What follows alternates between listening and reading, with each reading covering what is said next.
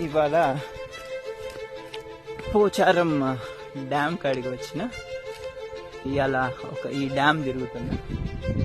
And also couple of places ఉన్నాయి నేను వెళ్ళాల్సినవి. Okay, let's see how it goes. So ఇది 1917లో నిజాం ప్రభువులు అప్పుడు ఈ డ్యామ్ని కట్టించారు.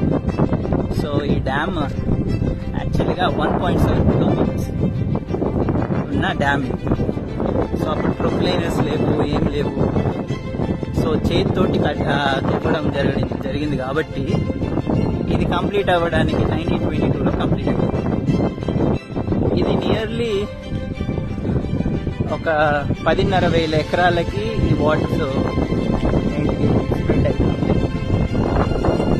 అండ్ ఇది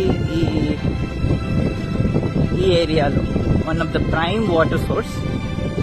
అండ్ ఇందాక నేను దీని కింద నేను చూస్తుంటే చాలా పాత రాళ్లతోటి అవి నియర్లీ ఇప్పుడు ఎంత